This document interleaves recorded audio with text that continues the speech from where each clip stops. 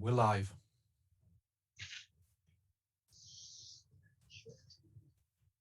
Coming.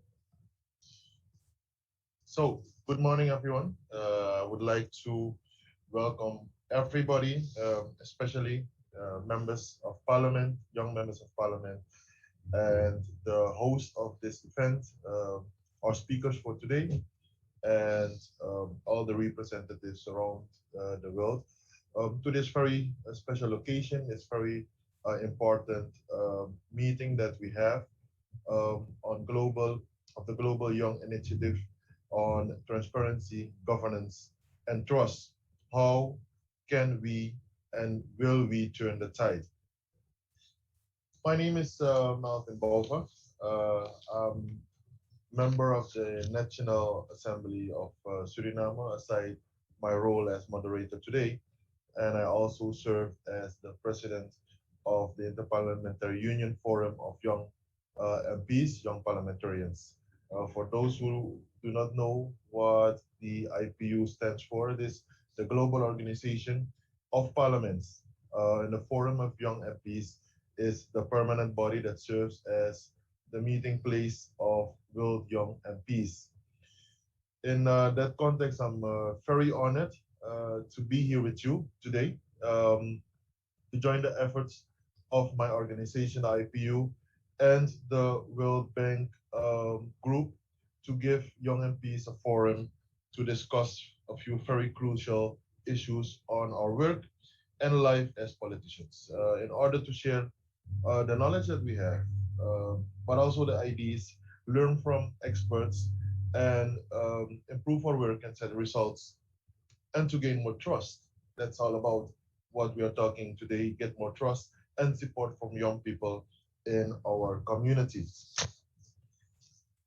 So if we look at the topic for today, transparency, governance, and trust, and the stated governance, but I want to uh, underline good governance.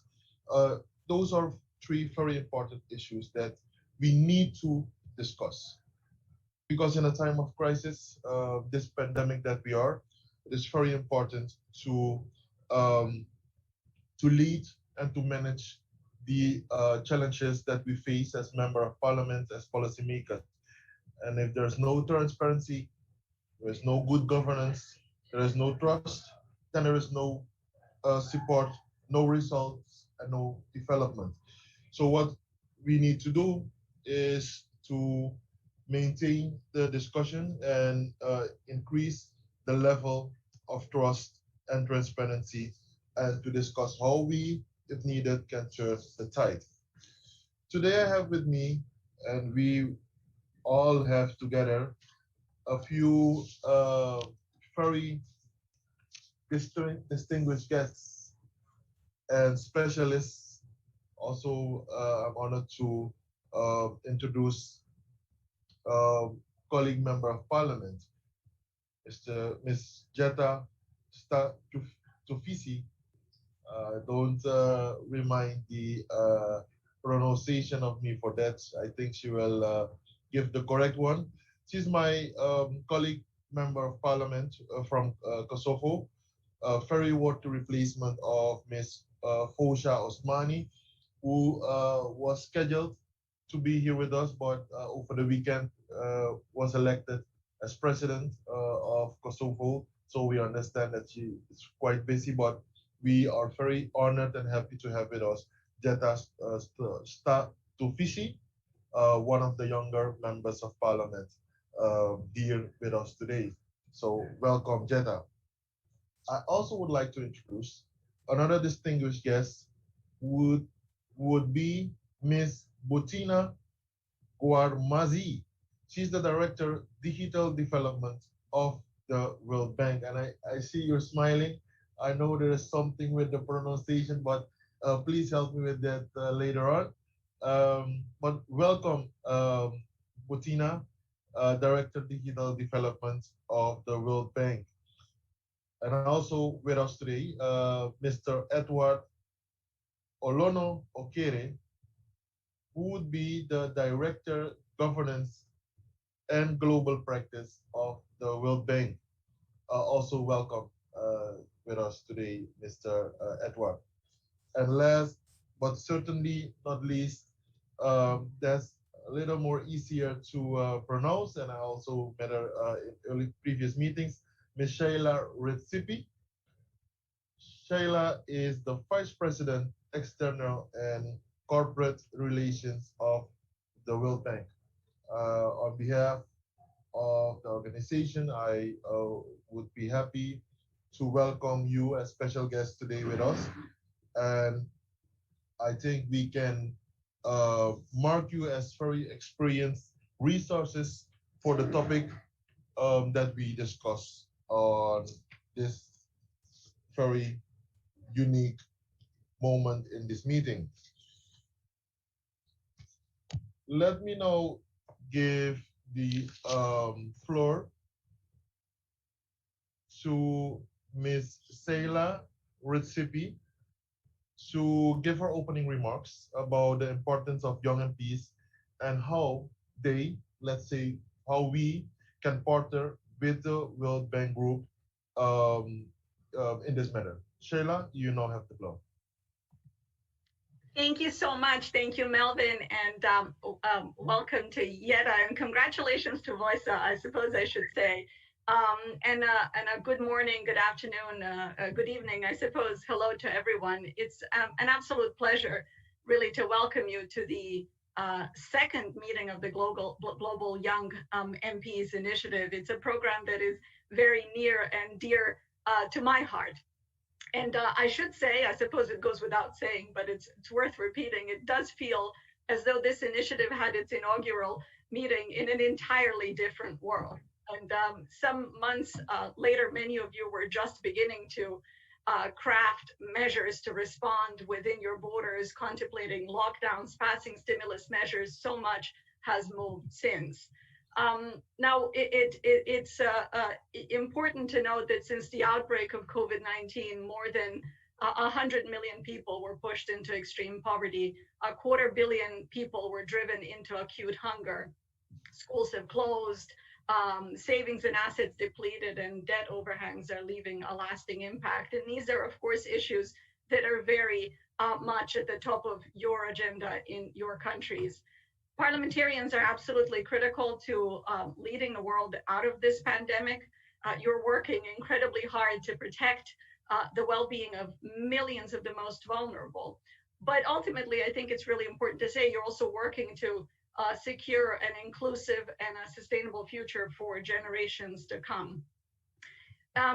While each of you has this is a very diverse group, each of you has a broad range of distinct legislative priorities, you have unique constituencies.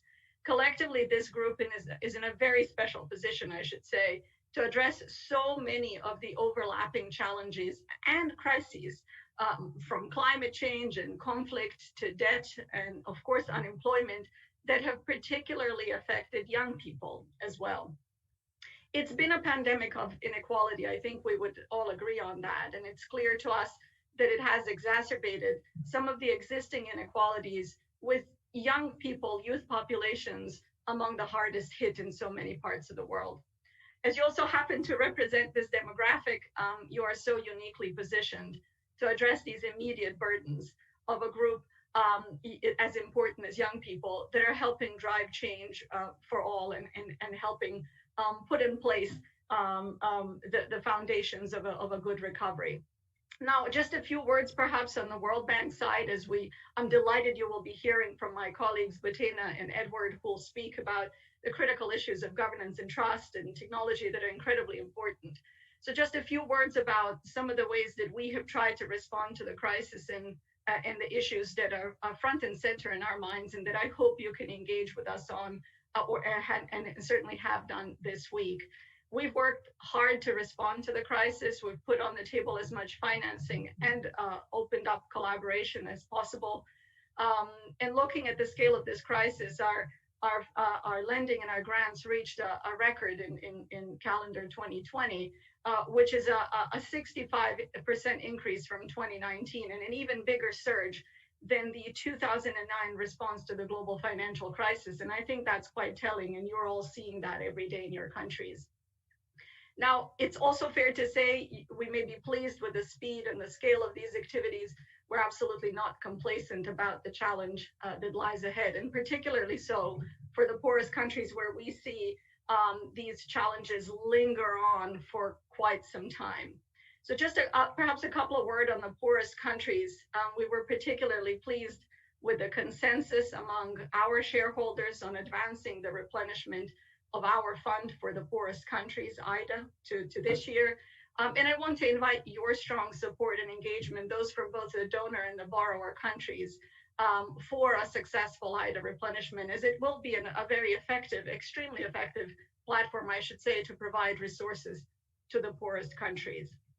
And I know many of you are also worried about debt and have had conversations about issues of debt throughout the week, and of course in your daily interactions remains a challenge.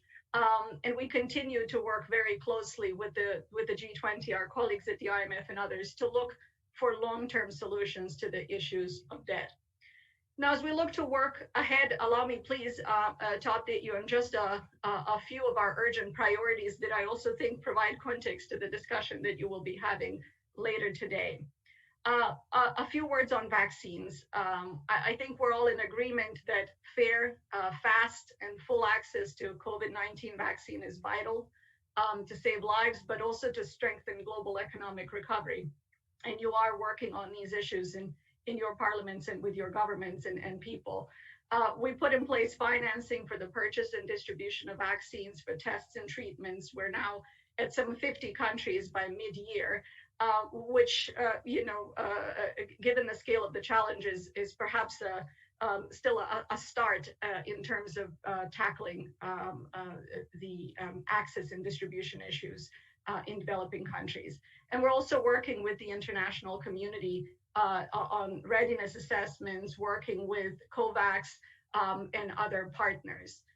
A few words perhaps also on climate change, an issue that affects young people and an issue that engages a lot of young people, and one we'll be discussing this week, another big priority for the bank group, and certainly I would think for most of the colleagues on this call, this meeting today, absolutely critical to help countries fully integrate climate and development issues. Now, some of you may not know that the World Bank Group is already the largest provider, multilateral provider of climate finance for developing countries, and certainly with the biggest climate investments in our history last year. But we absolutely acknowledge that we must go further, and have certainly done that last week when we gave a preview of our climate change action plan that looks to focus our work on climate results and impact, reduce emissions, support a just transition out of coal. I know many of you are looking at this as well, but also to align our financing flows with the goals of the Paris Agreement. Again, another issue that is particularly current in national parliaments.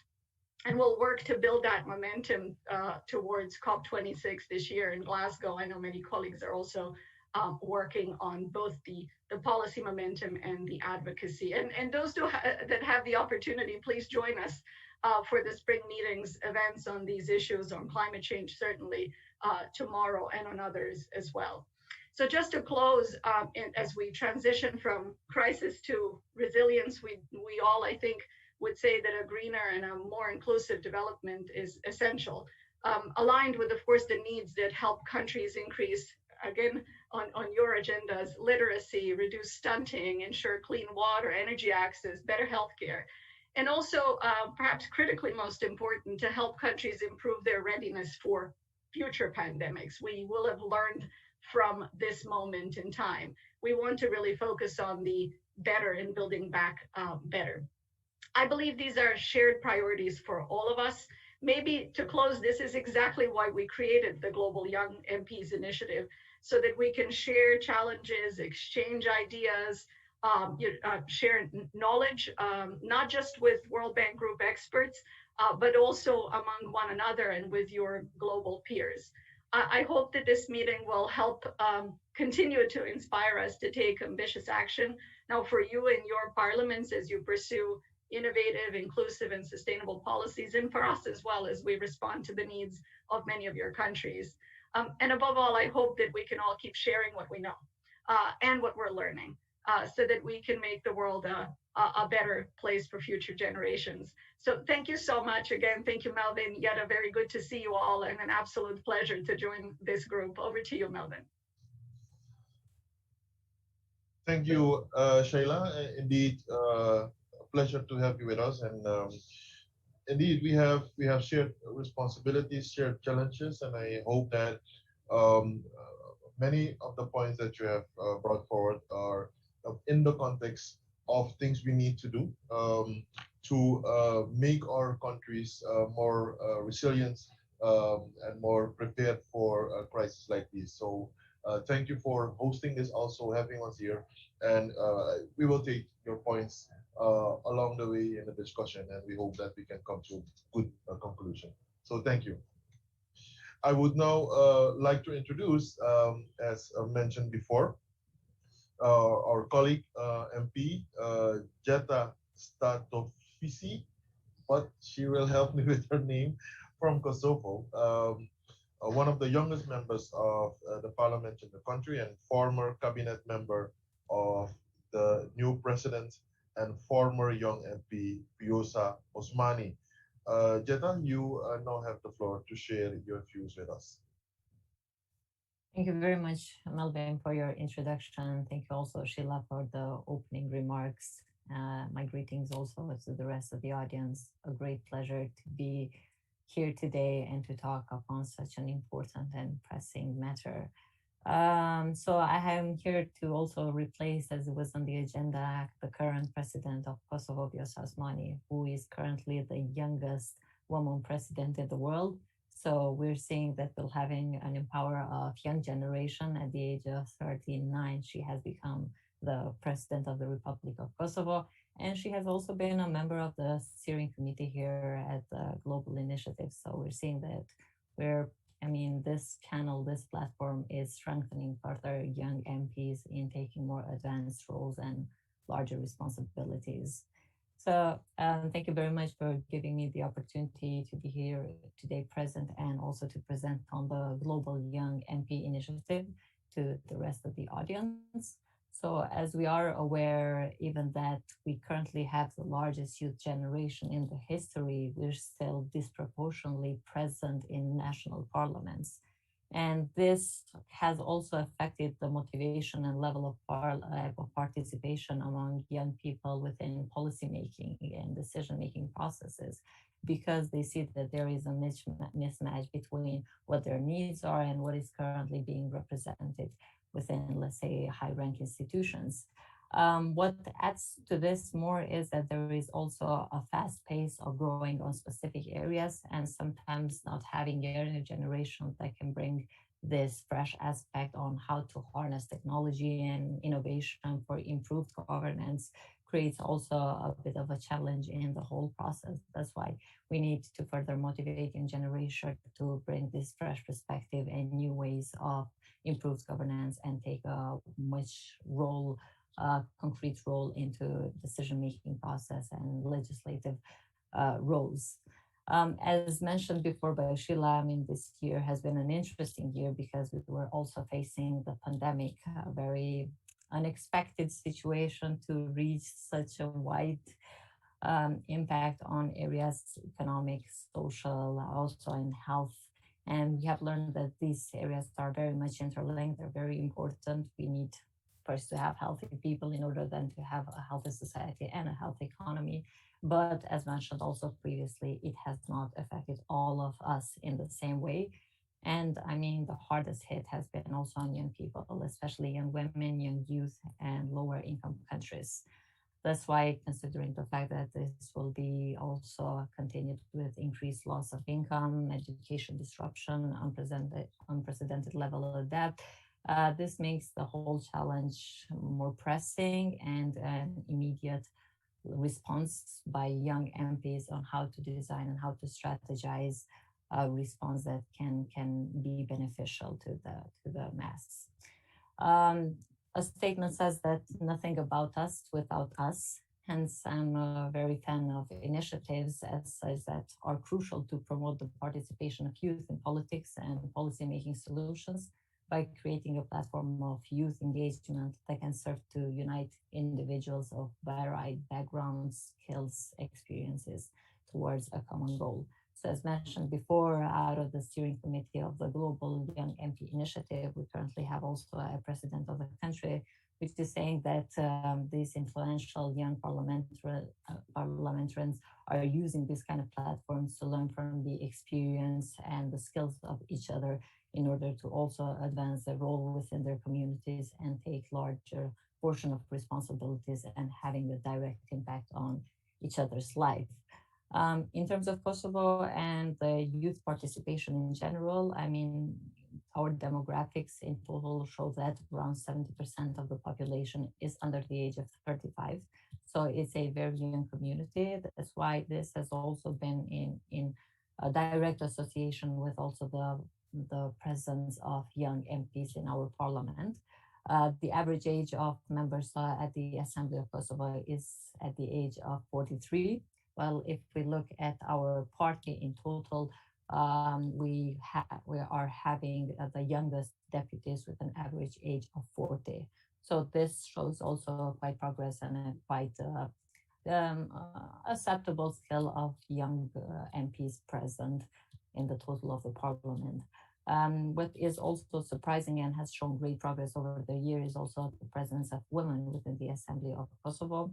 Out of, let's say, 120 MPs, we're having around 44 MPs that are women. And in total, the average of women MPs in the parliament is currently higher than the average of the European Union. So this shows that our society very fast have progressed, and they have progressed in a very positive way.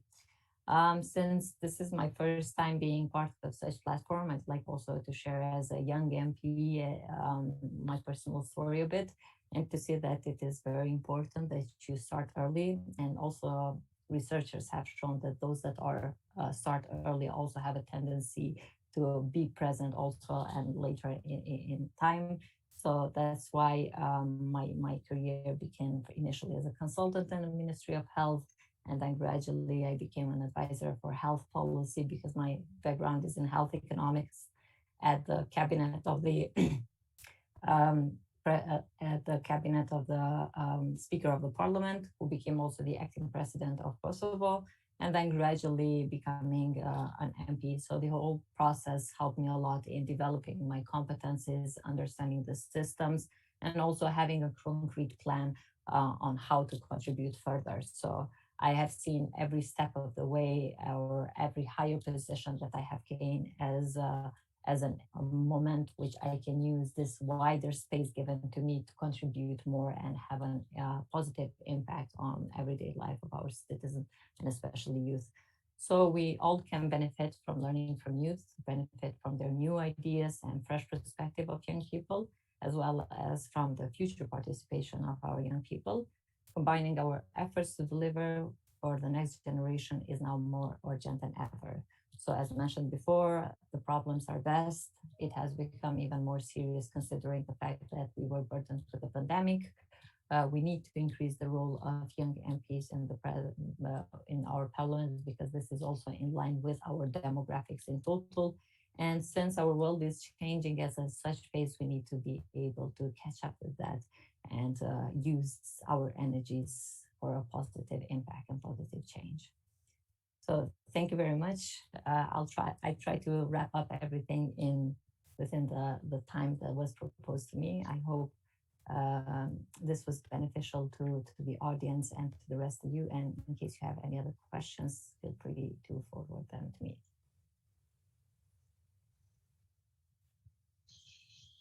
Thank you, Yetta. It was indeed beneficial, very much. I really enjoyed the statements you made. Very familiar with us in the IPU. Nothing about us without us. Very crucial statement that we tend to make also at the meetings of the Forum of Young MPs. And I see Kosovo indeed as one of the um, examples of young people in politics, youth in politics, with such a young president, the youngest in the world, and even as a woman. So I congratulate you and let's say the whole population, the whole Kosovo community with that, because I think it is a benefit for all. And I also want to congratulate you for being elected as a member of parliament, one of the youngest. I hand over an invitation for you to participate in the Forum of Young MPs because I see a lot of potential. So welcome. Thank you very much. Thank you also for the kind words. And I'd be very much happy to participate in the advance of such platforms. Sure, surely. People, young MPs and young politicians, as you and others within are very important for to work on the future of our countries. So once more, thank you for your contribution. Um, based on what is said by the previous very distinguished speakers, um, uh, certainly I also have a few questions. But before I go to the questions, I want to mention and encourage all participants to, if you have a question, to raise your hands or put your question forward in the question and answer manager so that we can take that along during the discussion. So feel free, participate. It's not a one way, it's a both way. Participation is all about, um, um, being able to be actively involved. So I call for your active participation. So feel free to make a comment or to ask a question via the question and answer manager. So for Sheila, who was the first speaker, I want to raise a question. Um, Very important for me as president of the IPU Forum of Young Parliamentarians. I'm a believer of the importance of large organizations, let's say influential organizations, as the World Bank and also the IPU, the United Nations, having youth-led bodies to feed into the broader organization. How can the Global Young MPs initiative feed into the World Bank's larger work, and in what ways can this be strengthened? Sheila. Thank you so much. Just as I unmute myself, thank you so much, Melvin. And maybe just to say, it really continues to be a pleasure to listen to the both of you this morning, and it just reinforces some of the things that I think we all thought about when this group was formed. The first part to your very good question is it really starts with creating a platform for dialogue. You put a platform for dialogue together, lots of good things happen. We begin to exchange ideas, we start to explore solutions, we look at ways we can learn from one another. So it really starts with creating the platform. We put the platform together, and we are all, I think, continuing to benefit from it being in place and evolving as it has done over the past couple of years. The second thing I should say perhaps is really in that space of, building knowledge skills and networking and advocacy around development issues, and with development experts such as the ones that we're going to have here today. And we have collectively facilitated those exchanges. It really does work both ways. It's a learning experience for everyone involved. So I think it's incredibly important for us to continue to benefit from that. And there is, whenever you have diverse voices around the table, I would argue and be on the record and say you get better solutions. So bring a diverse group of folks together from a range of different countries, backgrounds, and experiences. You will start to see richer discussions, much more sort of ideas cross fertilization, and we all start to think about how does all this inform the mandate of my organization, and how does what I'm putting on the table inform the mandate that you are, of course, tasked with. So that two-way of evolving continuously the way we think about our work is incredibly important. I should say that maybe since the last meeting this group has had, we've had lots of virtual discussions on topics that were really important to this group. Vaccine distribution, for example, or debt management, an issue that I know many parliamentarians care deeply about, or fragility in some of the countries affected by fragility, conflict, and violence. So um, having the feedback from young members of parliament contributes to the way we think about these issues. So going forward, we'll on our side want to continue that knowledge exchange and discussion because you also bring to us the priorities of communities that you represent. And I'm really hoping that, obviously we're not in a position to really be moving around a lot still, but in lieu of physical field visits, I think we'll start looking at virtual field visits, starting with the West Africa region. I've certainly find this to be a really good opportunity to continue to innovate and learn from one another. It doesn't stop us. We're obviously still able to meet and learn from one another, even though we're doing that in a virtual setting. A really a key moment for everyone to be involved in these discussions. So let's have the platform there. We'll continue to exchange ideas, learn from one another, and continue to facilitate expertise and knowledge sharing. And rest assured that we at the World Bank are learning from everything that you put on the table, and it continues to inform our work. Thank you, Melvin, for the question.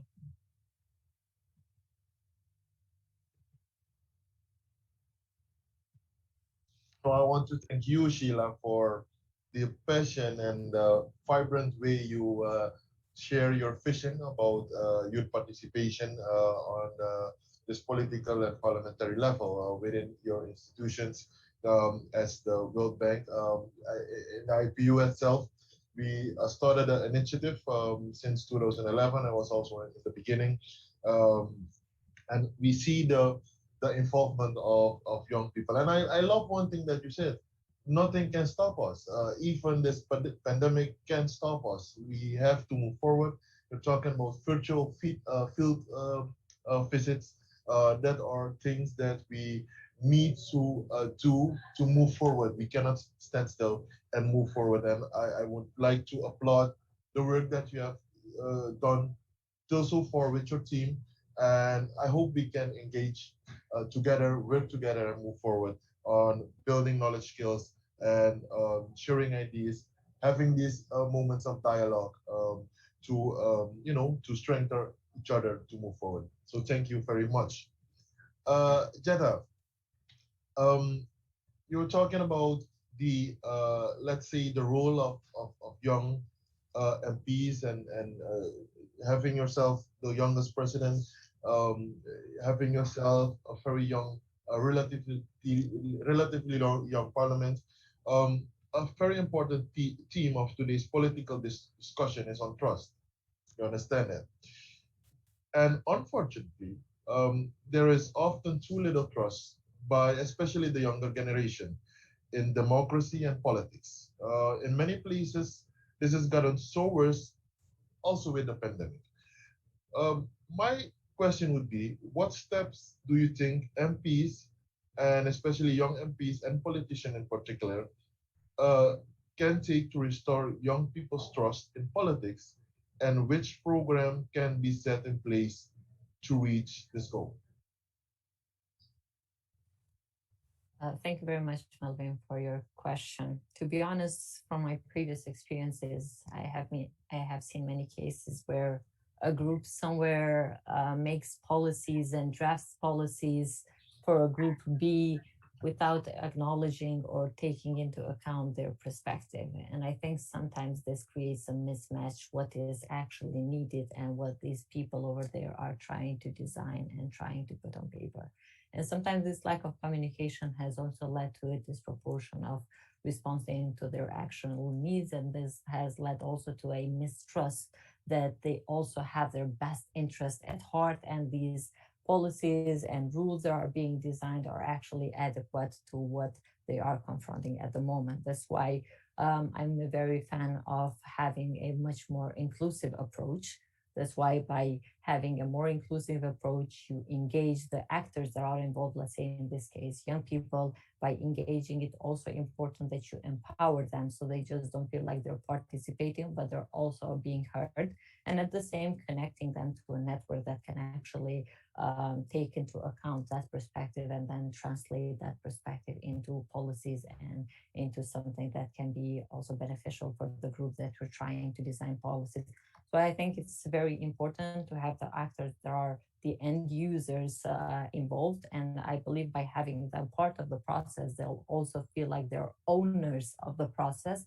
And that would make also the transition or the implementation of rules and procedures and also more willingness to adopt these new sets of rules easier. And I have seen this also in the case of the pandemic, like where the actors were touched by a set of policies, but they weren't consulted beforehand or their perspective wasn't considered. That also led to a kind of a resistance or mistrust that actually what they're doing is as their best interest.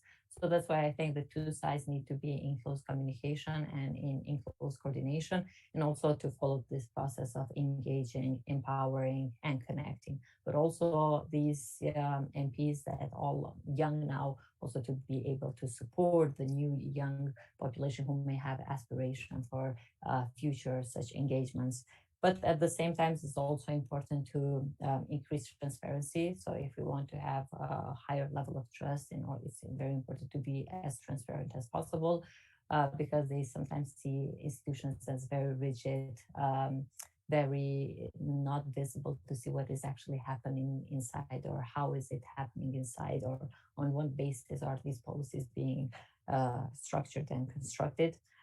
It's important very much to be consistent at what you say, to transmit honesty, and to stick to your promises that you have said. Also, that should be a component that should increase trust and also build a closer relationship to those people that have given you such an opportunity.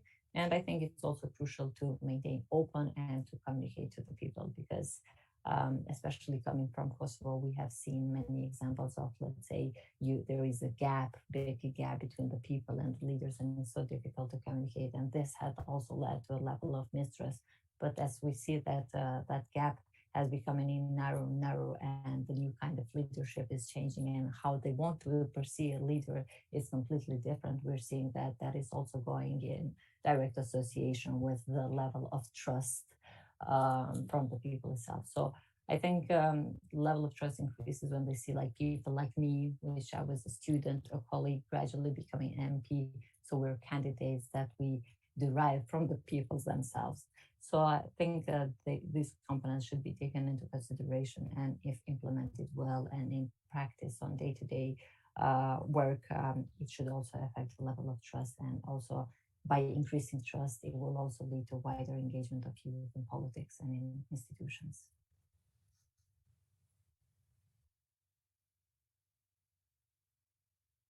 Yes, thank you, Jetta. Two very, um, I think, particular points that I underline. I think three. When you say say there's a gap, we have to narrow the gap. Truly, fully agree with that. As politician, we start off with a gap, so that's the first thing to work on. And I want to underline what you said also about engaging the people. That is all about. Earlier, you mentioned nothing for us without us, and empower them. Also, to get trust is very important to be consistent, and for politicians to stick what we say, to stick to the promises. There's always a great challenge because there might be some circumstances beyond our, especially as young MPs and young politicians, beyond our power to change things. But we need to stick to our promises as much as we can. So that's a very clear vision. Thank you for that. I'm very eager to know what the rest of the MPs present here in the room think about that. Please feel free to put your comments in the question and answer manager, or raise your hand and give your question. Thank you, Yeta, for your views on this very particular question that I put forward. Thank you.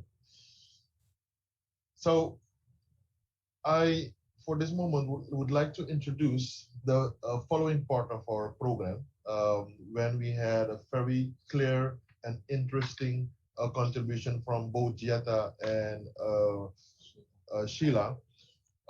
Move forward to the session on transparency, governance, and trust. How to turn the tide. I will briefly share the perspectives on this topic and the importance of young MPs and multilateral cooperation as the dialogue of today. Um, we must agree that young parliamentarians are very important actors in understanding and addressing the priorities of our own generation through innovative policies and fresh perspectives. By advocating for young youth issues and young people interests, it is also important to discuss relevant topics, from climate change to education and jobs, but also topics like transparency, improved governance, also things like, as mentioned earlier by Jetta, the consistency that we need to have in our work. We can help to restore trust in governments and institutions in our society, in particular to our peers. So many of these issues affecting the youth are cross-border challenges that require international cooperation and exchange. And this discussion on this particular theme of transparency, governance, and trust is in that context.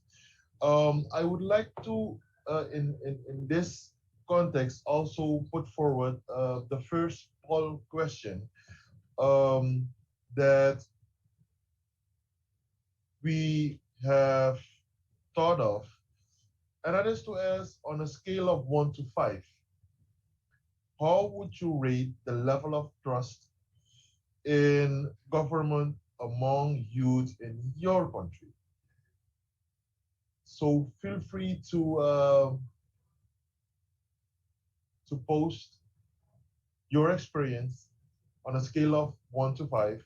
How would you rate the level of trust in government among youth in your country?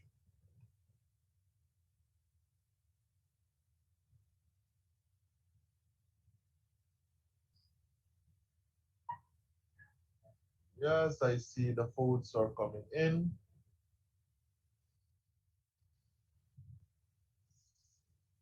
Very low, low, equal, good. Nobody says high.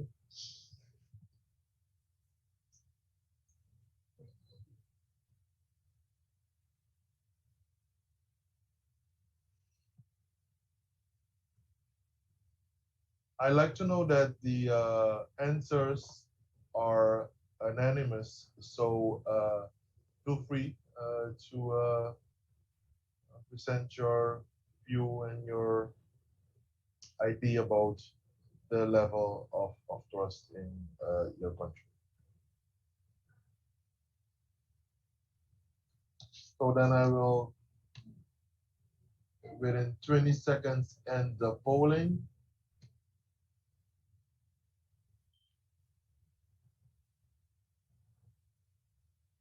Only 10, 11 people.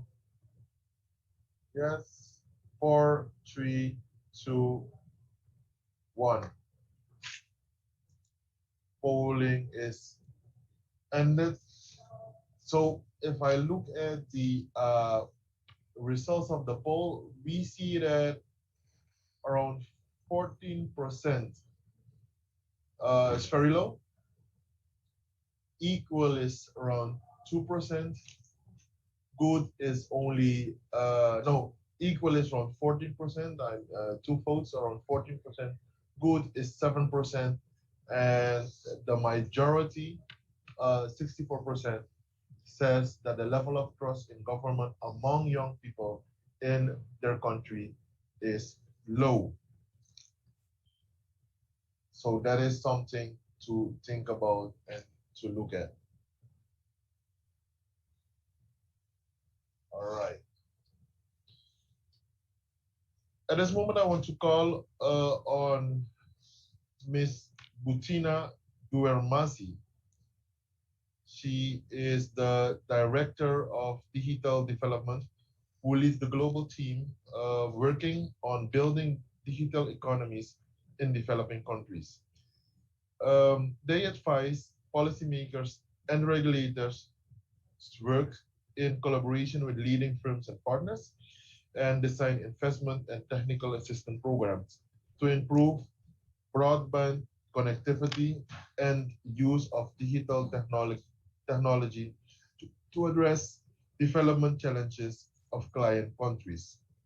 Ms. Bettina, you now have the floor to present how digital technology can be harnessed to improve development outcomes such as climate, human capital, and jobs, and the role of young legislators how young legislators can play a role in facilitating innovation. Ms. Bettina, you now have the floor. Thank you so much, Melvin, for the introduction. I also would like to thank members of the Global Young MP Initiative for this invitation to share a few thoughts on how digital development can change the lives of your citizens and transform economies. It is a true honor to exchange with the distinguished parliamentarians connected today. A couple of years ago, I had the chance to address parliamentarians on a workshop on technology and inequalities, which happened at the sidelines of the annual meetings. Since then, the world has tremendously changed and turned virtual overnight due to the COVID-19 pandemic, which resulted in making the digital agenda even more pressing. Reflecting on our conversation a few years back, I'd like to say that the tension between digital inclusion and digital inequalities has never been more highlighted than during the pandemic. And as Sheila mentioned, it's a pandemic of inequalities. I'd like to structure my intervention around four messages. The first one, COVID-19 showed that the lack of digital readiness was clearly an obstacle for resilience. So on the one hand, digital connectivity, digital technologies were key for the health response. This included dissemination of public health information, adoption of telemedicine, the use of big data and analytics to track the spread of the virus. But in addition to that, it was key for business continuity through telework. It was key for school continuity through distance learning, and it was key for government continuity and also for targeting support to the most vulnerable part of the population through the cash payment. But on the one hand, the depth and scale of the digital inequalities have been clearly exposed during the lockdown. Last year, digital adoption accelerated like never before, showing that digital readiness was a key to confront the crisis and will be a key as we think about building back and building forward better. And when we talk about digital readiness, it's really multiple layers. It's readiness in terms of connectivity, the importance to have broadband access that is available, but also affordable and safe. The importance of digital readiness in terms of digital ID, digital financial services, digital public platforms, and also digital readiness in terms of digital literacy, digital skills, and working with the youth to empower the entrepreneurship ecosystem. My second message is the importance of digital transformation to support development goals. First, it is very important to highlight that digital transformation is not an end unto itself. For the World Bank, for example, its ultimate goal is to help us reach the twin goals and improve people's life. Digital development has the power to greatly accelerate the journey towards human development. There is a growing evidence on the links between digital transformation and development goals. For instance, if we look at just the examples of Africa as a continent, a recent study by IFC and Google estimates that Africa's digital economy potential can reach 180 billion by 2025. This is equivalent to 5.2% of the continent's gross domestic product. In another study that the World Bank has done with GSMA, we found that extreme poverty decreased by 7% in Nigeria after 2 years of broadband access. And if we look at the link between jobs and digital development, while there is still a lot of research ongoing, there is also evidence of a very positive link that looks at access to broadband and job opportunity. A recent study on 12 countries in Africa showed that people living in areas with broadband access have between 3% to 14% more chances to be employed than others. So from the starting point of the link between digital transformation and development, we need to think about an approach that bridges digital transformation and our development goals, whether thinking about sustainable infrastructure or good governance or social protection or good health or any other sector. And we can do this by accelerating implementation of use cases in all sectors. This, of course, includes the importance of citizen-centric solutions that can help better serve your constituents through a better engagement, more accountability and transparency. And I'm sure my colleague Ed will talk more about this later. This is very important to be done in a context of a green, thinking green, the importance to ensure that digital innovation are fully leveraged to tackle climate change. Digital must be guided by the green agenda. We should encourage digital application, such as precise agriculture, smart grids that can offer more efficient and more sustainable ways to manage natural resources. My third message is that as we think about the promises of digital transformation for the development goals, we also need to think about how to mitigate and tackle the risks that comes with digital. This includes the risks of exclusion due to lack of broadband coverage or lack of affordability or lack of digital skills or relevance. This also includes the importance to tackle cyber risk, cybersecurity, the risks related to data protection and privacy, and the risks to safety online. This is very important to increase the trust in digital transformation. And as we think about this, we also need to think, how do we prepare the workforce of today for the digital occupation of the future? How do we make sure that workers get the digital skills to avoid displacement? In the bank, we're working towards this inclusive, resilient, and safe digital transformation. We're committed to this balancing act between championing digital transformation while mitigating the risks. We're responding to the growing demand by mobilizing financing, working with the private sector, working with governments to make sure that there are good policies and good regulatory environment to enable the private sector in this sector. And we are very interested as we think about digital transformation, not to think about it in a static manner, because we need to see it in a dynamic perspective.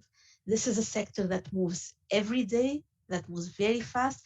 And as we think about opportunities that digital of today offer, we also need to think, how do we enable our countries and partners to think about the leapfrogging opportunities that a data-driven environment would offer, that AI would offer, that 5G will offer. And my last message is how critical is the role of young parliamentarians to accelerate the digital transformation agenda. If we had this discussion only 2 years ago, maybe we would start by saying why digital is important.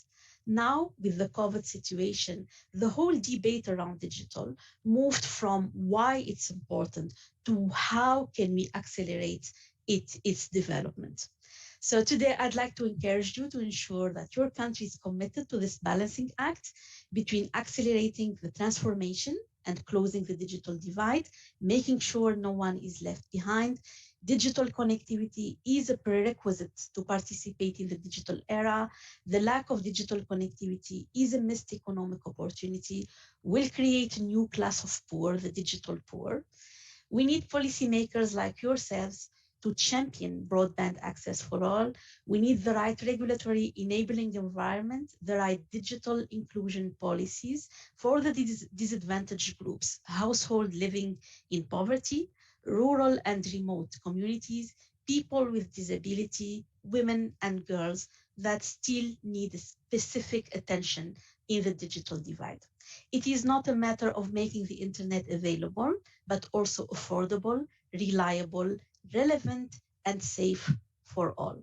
We need you to champion the digital transformation also of governments, making sure there is a citizen-focused approach, clear plan to skill up public servants and attract IT talent, and think about a whole of government approach when it comes to digital transformation. Finally, addressing the risks agenda is paramount to promote a green, resilient, inclusive digital transformation, especially in the context of building back better. There are many complex issues around the digital agenda, and you are uniquely positioned to discuss both in your parliaments, with your constituents, with civil society, and with the private sector. We at the World Bank look forward to supporting you in ensuring that your countries take full advantage of the digital transformation to improve lives and propel economies. And I look forward to the discussion. Back to you, Melvin.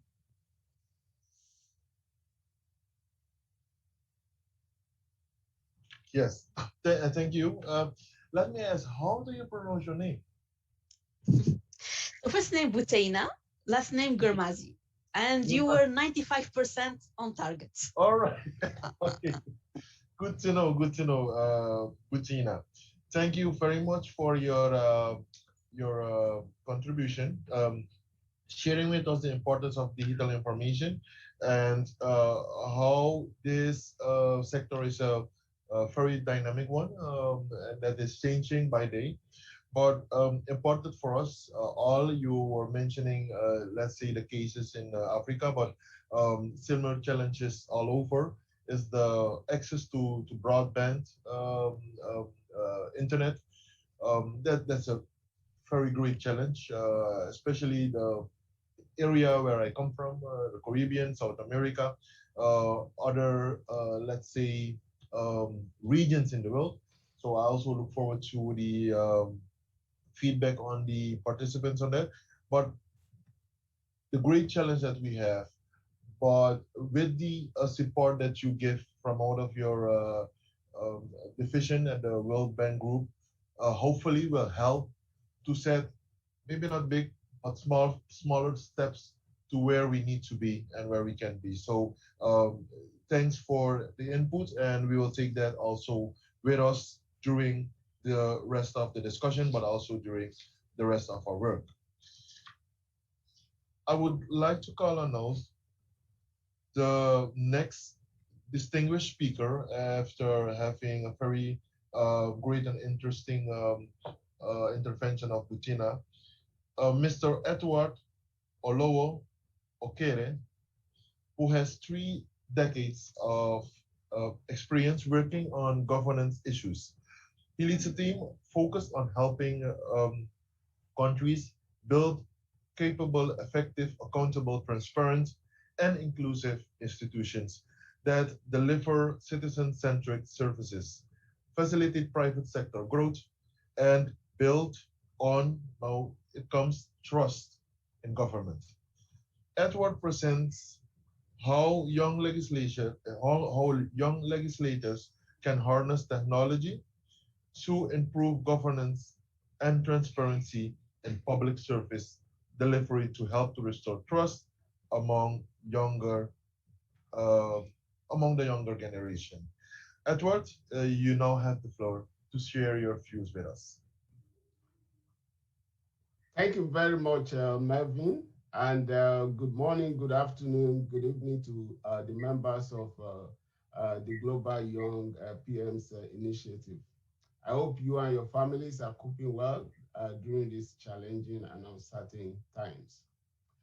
I want to begin by acknowledging, as your poll clearly showed, that there is a crisis of citizens' trust in governance. And although your poll is about the youth, but the issue of trust is across all age groups.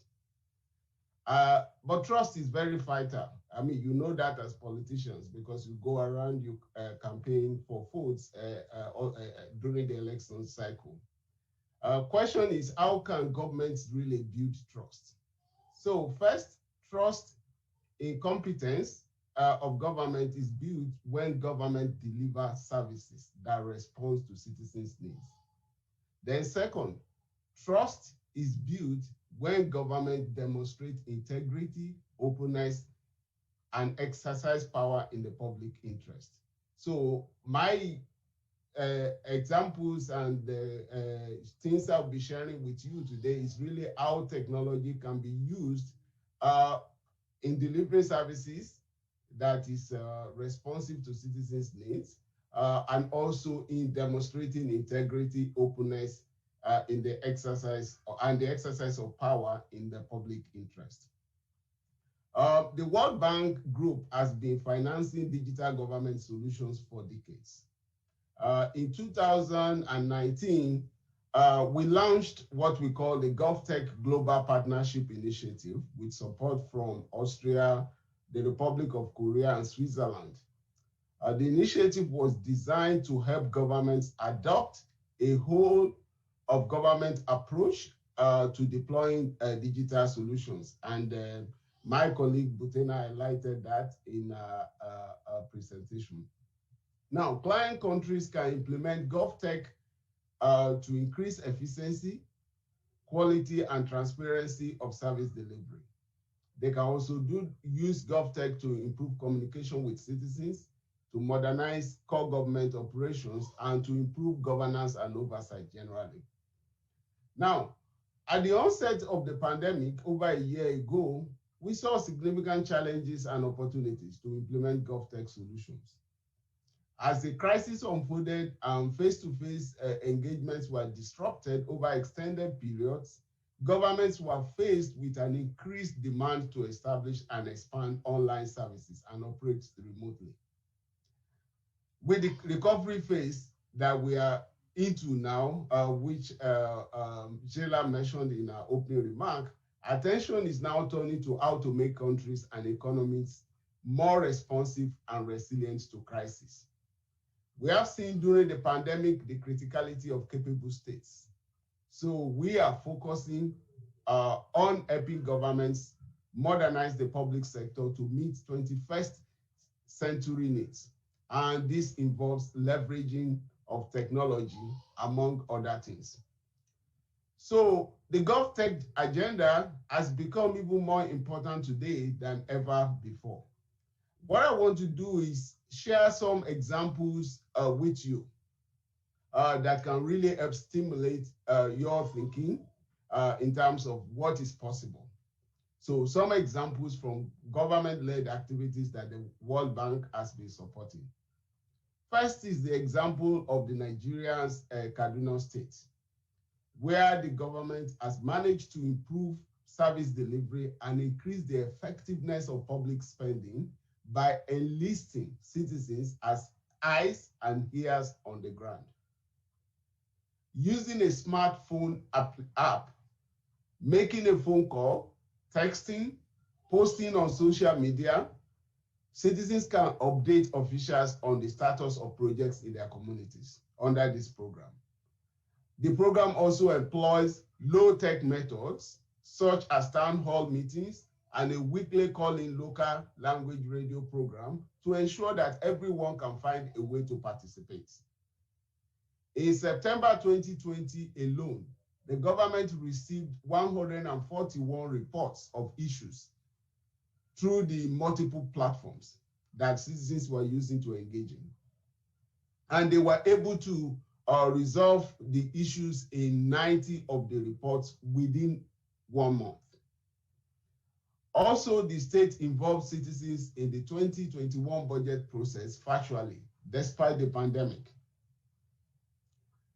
Another example is the Democratic Republic of Congo, where citizens of South Kivu province use what is called M-survey on their mobile phones to monitor budget meetings and vote on decisions taken. This participatory budgeting project encourages accountability by actively reminding local authorities of their commitments while ensuring that citizens are getting the services they deserve. Another example, in Brazil, under the Governor Asks initiative, more than 60,000 residents in Rio Grande do Sul state in Brazil submitted proposals via mobile, web, and face-to-face exchanges on the co-design of solutions in their city or state through this initiative. In the Philippines, citizens are using a tool called Check My School to crowdsource reports on the quality of toilets in schools. And authorities are responding to these reports by inspecting and providing funding to improve poor facilities. Another example, going to India. In the Kerala state of India, a program called Aksaya is starting to transform the relationship between citizens and public services. Aksaya makes it easy for citizens to obtain a driver's license by reducing the burden of physical visits to separate agencies to provide information, and thereby diminishing the discretion of officials, curtailing leakages, and reducing opportunities for corruption. Now, when we look at the issue of technology, there is another important element that I think we can take, countries can take advantage of. That is the high mobile penetration rates in many countries. This really presents great opportunities. And many digitally advanced governments, such as Austria, have stepped up access to public services via mobile phones. Mobile phones offers immense opportunities to improve social accountability and make services more accessible, efficient, and effective. And several countries are taking advantage of that. Some examples. In Pakistan, a simple mobile text messaging system and robocalls allow citizens to report on the quality and availability of public services in real time. After piloting this in Punjab province, the National Passport Office has adopted it, and it has helped to cut the processing time from 3 weeks to 10 days. On Track, which uses SMS, web, and interactive mapping, allows citizens to provide feedback to government implementing agencies of World Bank finance projects. So we're also taking advantage of the mobile penetration rate. And it is currently being implemented in Bolivia, in Ghana, in Nepal, and in Zambia. Now, let me say a few words on the use of digital solutions during the pandemic. I have personally been encouraged by the numerous solutions that countries have developed to ensure business continuity, deliver services, and maintain information flow with citizens during the pandemic. One common trend from Ghana, Malaysia, Nigeria, Tunisia to Uganda has been the adoption of civic tech solutions to disseminate vital information to citizens and track COVID cases. In North Macedonia and Vietnam, for example, the finance ministries are tagging COVID-19 related expenditures and revenues in their financial management information systems to monitor and report where the money goes. So they are also using it for accountability purposes. In Kenya, this is being used for judicial functions. For example, emergency filings and case management of civil and government actions in relation to COVID-19 are being fast-tracked using technology.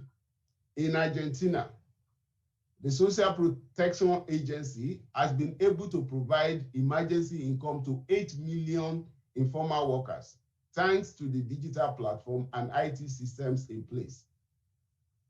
Now, let me turn to an aspect of the use of technology also by parliaments. As you may know, the World e-Parliament Report of 2018, published by the Inter-Parliamentary Union, highlighted the importance of collaboration, inclusiveness, participation, and openness to use digital technologies more effectively. It also emphasized strengthening of technical capacity as a core component of a modern parliamentary institution. Almost every parliament, as you know, has a website, mainly providing information to the public. But only about half of parliaments publish plenary or committee agendas a week or more in advance. And about 20% publish their plenary agendas the same day. There is a room to improve the content of existing parliamentary websites and develop new platforms for citizen participation and feedback. Also, providing information on agenda or ahead of time can allow better participation from the public. So finally, I also want to bring to the attention of MPs present here today, the World Bank Open Learning Campus. This will soon include a new GovTech 101 e-learning course that will present the fundamentals and key aspects of GovTech solutions for practitioners. MPs can access the Open Learning Campus to improve their digital skills and understanding of disruptive technologies. They can also access the Learning Campus to discover digital solutions that they can use to improve communication with citizens and enhance governance and transparency in public service. So let me stop here and thank you for your attention, and I look forward to answering any questions that you may have. Thank you. Back to you, Ben. Thank you very much, Edward. However, we had some digital constraints. We've missed a part. I've missed a part of what you have said. We have a very clear idea of the work that you do, the challenges of digital inclusions that are set worldwide. And one thing that I note is that digital solutions that are introduced by your program from the World Bank and also on initiative of the several countries to use digital opportunities such as the use of mobile phones. The program in Pakistan is a very, let's say, a very inspirational one for us. I think, especially when you're talking about remote areas and the non-existence of broadband internet, as Butina discussed earlier. Um, but also, I think very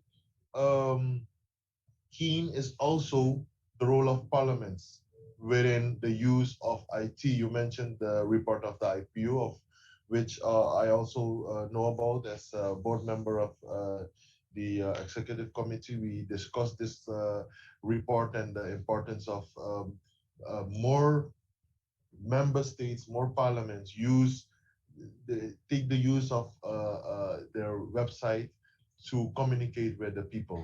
As I, for now, also discussed with the parliament division here, we try to increase the involvement of the public through the website, and that is a thing that we can take along as member parliaments. In conclusion, I would like to applaud your initiative for the Open Learning IDB campus. And I would invite you to invite us when the moment is there to participate and to have it active and rolling. I hope that all of us here present get the invitation to start using this open platform. So thank you, Edward. very clear and very interesting for us to exchange these views with you. Thank you very much.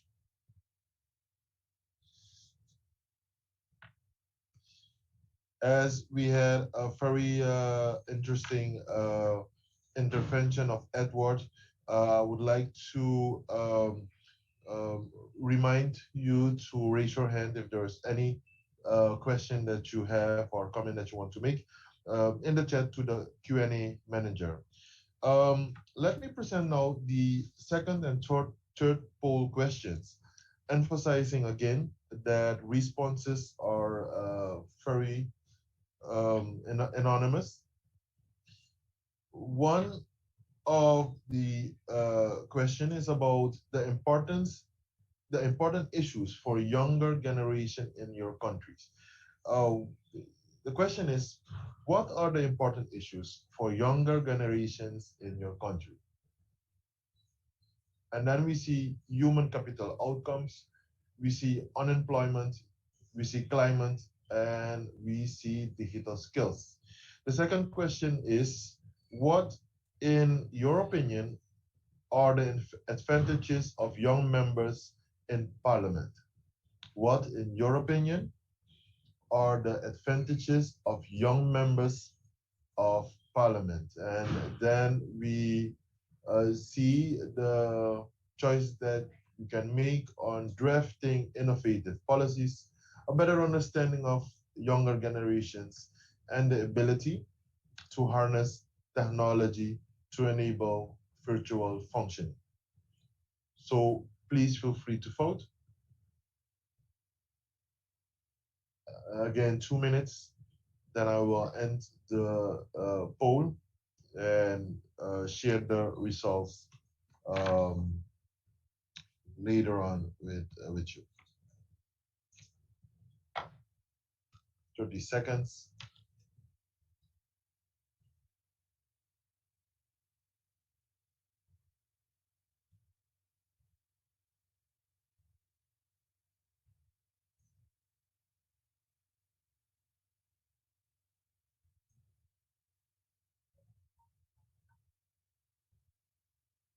Three, 2, 1, 0.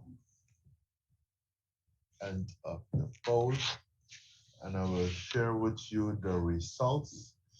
On the first poll about the important issues for younger generations, it is very clear that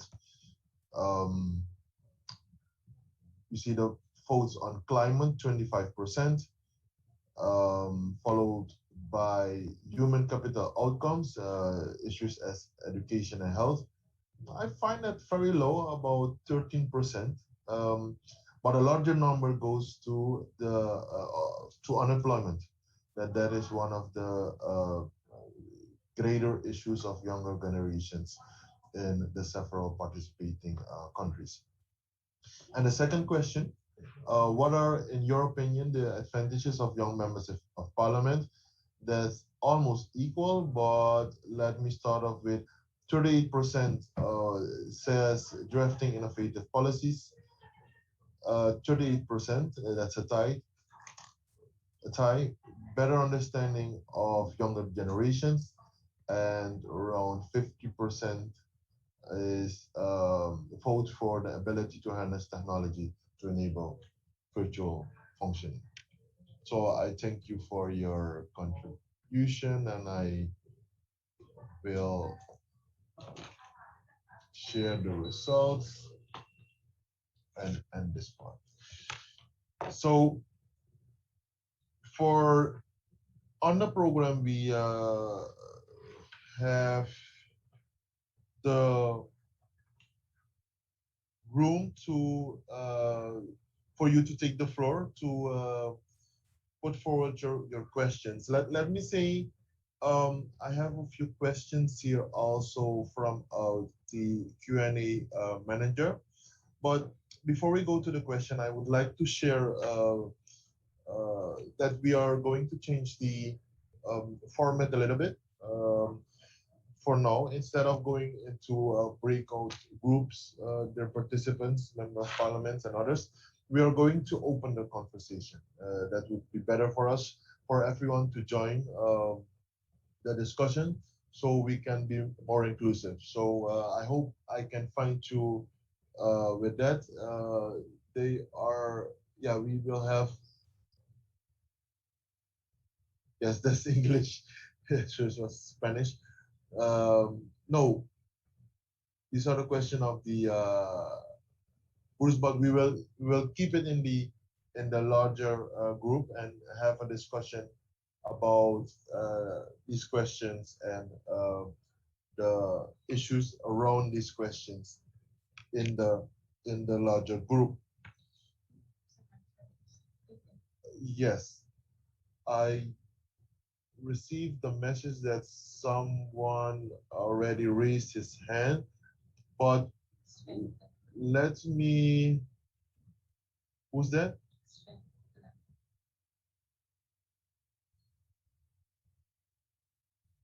Sven, Honorable Sven Clement from Luxembourg raised his hand to ask a question. Mr. Sven Clement, you now have the floor. Thank you, Mr. Chair, and thank you all the panelists. I hope you hear me. I hear you, see but I that my don't video see you. works. I can't start my video myself, so. It will be open up. I asked the assistant and the technical staff. Can we see? Yes, no, it works. Perfect. Welcome, Sven. Hi, thank you, Melvin. Thank you, all the other panelists. I was very inspired by, on the one hand, Jetta as a very young member of parliament, and being myself only 32 years old, I can definitely feel how younger members of parliament feel in such a setting. For me, I wanted to react to what Bettina and Edward said regarding access to broadband. First of all, I see that there is still a digital but also an electricity divide, especially on the African but also in Southeast Asia continent, where we might have an opportunity to leapfrog from older technology to a newer technology and to enable broadband at the same time as we enable electricity and stable and hopefully green electricity to those affected. Mobile broadband, as Edward mentioned, is certainly important, but as long as we can't guarantee the power supply to power those utilities and to power the smartphones, it will be very difficult to have that a useful application on smartphones. And finally, if we want to increase trust in government in remote settings, I believe that we need to enable people to use the resources that are available, but they need to be available to everybody at the same speed. We can't have a situation where Facebook, Google, or Amazon is controlling which data flows to whom at which price. So I'm a firm believer that we need to guarantee net neutrality and to make data, especially government data, as open as possible. And I definitely applaud the initiative of the World Bank Group to have their open data portal, something which helps me personally in my daily work as an MP. And digital tools and solutions are only as useful as the data and the accessibility behind it. So thank you all for the work you're doing. I wanted to make that comment because I think it's very important to not only focus on access to broadband, but we need to look at the whole value chain and enable broadband to be useful in the end of the day. Thank you. Thank you very much, Sven Clement, our MP member of Luxembourg. Very clear, not only broadband, but the whole, let's say, the whole, how did you call it, Sven? The whole value chain. So starting with electricity, going to broadband, and then finally looking at the data that we actually use and the applications that will use and display the data. Yes, very clear. Thank you for that intervention. I think Edward, Butina, and Jetta also, because you mentioned the role of the participation of young MPs. But at first, Edward and Butina, what do you think of the view of Sven on this very particular matter? No, I think it's spot on, actually. It is very important to think about digital transformation in this ecosystem approach. It's the connectivity, but it's the connectivity that is linked to data, definitely. And you mentioned a very nice point around the link to energy. So we see them as twin. They go hand in hand. We cannot think about, digital connectivity for all if the energy is lacking behind. And we've seen in many countries, thinking about these face to face and in tandem in a way. You mentioned the issue around the digital divide. It is a true one. So, this year marked the year of celebration of 50% of people connected to the internet. And of course, it's a big milestone, but, it took us 50 years to reach that milestone. And we have the objective by 2030 that everybody, broadband becomes a goal that is available to everyone. In the light of the pandemic, this feels like an eternity. I mean, 9 years to get everybody connected to the internet is a long way. So there is an urgency to do it, and I agree with you with the approach that we need to think outside of the box on this one.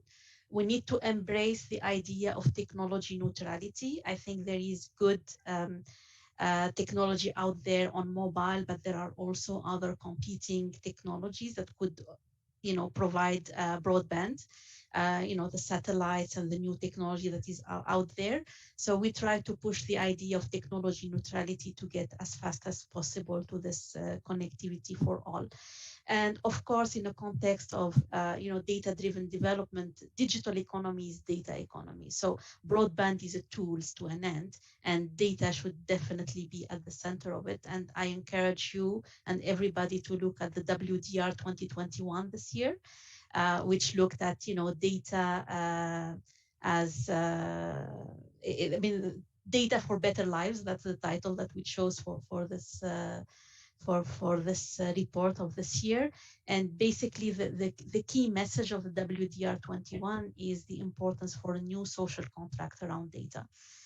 Open data, the trust agenda, the application that comes with it. So thanks for sharing very good comments. Thank you, Bettina. Indeed, a very important comment on access to internet. And you mentioned only 50%. That's something to think about and something to be happy about. But we're only halfway, so indeed we need to make firmer steps towards. Edward, what from all your perspectives, what is your view on the comment made by Sven? Yeah, thanks, Melvin. I fully agree with what Sven said. And I also agree with the point made by my colleague, Butina. I'd just like to make maybe 2 quick points. The first one is related to what I would call bridging the gap, or kind of providing a bridge. Currently, we know a lot of countries, they have issues with connectivity, so the broadband is very important. And as Butina was saying, there are other technologies that could be used also, but countries will need some time and resources to be able to put that in place. So then the point is this: do we actually wait until we have all of that in place before we can take advantage of technology to be able to deliver better services and for government to be more transparent, okay, and open? So that's where the idea of mobile penetration rate, which is really very high in many countries, that's where it comes into being. So how government can develop their services, their citizen engagement platform in a way that is mobile compliant. So we see examples of that in Pakistan that you quoted, the one I said. We see that in Kaduna, and we know Nigeria, or I mean, Kaduna State is in Nigeria. We know Nigeria is one of the countries that have issues with electricity, okay? And they don't necessarily have good, I mean, they have some broadband, but not as good as it should be. But then they are able to take advantage of mobile penetration rates to begin to have services provided by the government, and also to be more transparent, to be able to engage citizens in the way that is really important for governance. So that's the point I will make in terms of bridging the gap while we build. I mean, then we also know that a smartphone or phones can be charged by power banks and so on and so forth. So while you are putting in place the energy infrastructure, I think we can take advantage of mobile phone. The last point I will make, my second point, is on the open government data. I think that is very important. It's important both for transparency, it's important for accountability, but it's also important for creating values and jobs. Okay, if government data were to be made available, our public data were to be made available, citizens, businesses can really use this to create new services and products, and which can then generate new jobs as well. So very important.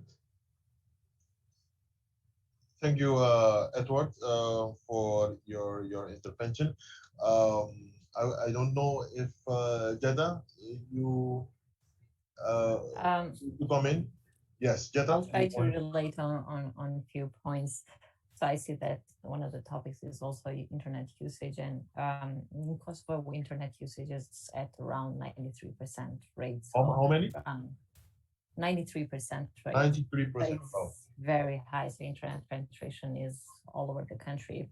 And since we have such a young society, young population, as I said, around 70% of the population under the age of 35, which is a quite unique feature in Europe, I think that the country needs to find the strategies to utilize this potential, because you have such a